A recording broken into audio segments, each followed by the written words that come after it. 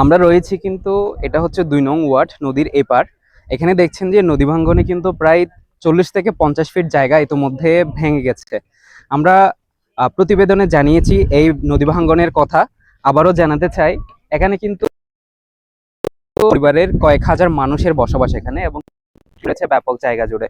এই নদী ভাঙ্গনের কবলে কিন্তু বাড়ি হারাতে পারে তারা, কৃষি জমি হারাতে পারে তারা।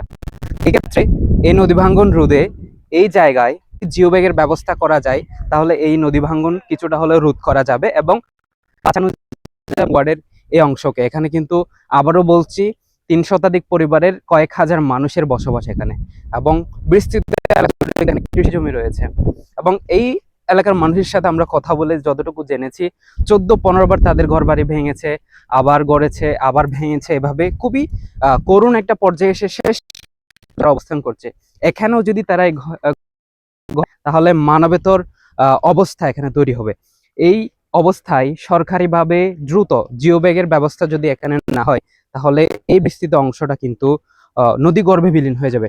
নদী ভাঙ্গনের সবচেয়ে বড় কারণ হচ্ছে, আমি যদি এদিকে একটু দেখাই, ওই পাশ থেকে যখন স্রোতটা আসে এদিকে পাথরের সাথে সুজাল লেগে কিন্তু এই দিকে পড়ে।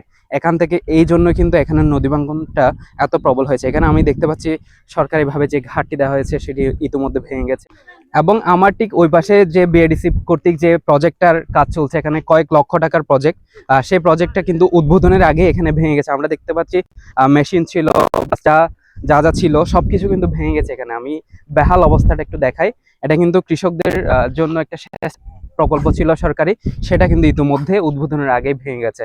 এই অবস্থায় আমরা যেভাবে আহ্বান জানাই, স্থানীয় প্রতিনিধিদের সাথে কথা বলেছি, তারাও চান যে এখানে যদি জিও ব্যাগের ব্যবস্থা করা হয় অতি শীঘ্রই, তাহলে কিন্তু এই অঞ্চলটা নদী ভাঙ্গনের কবল থেকে রক্ষা পাবে।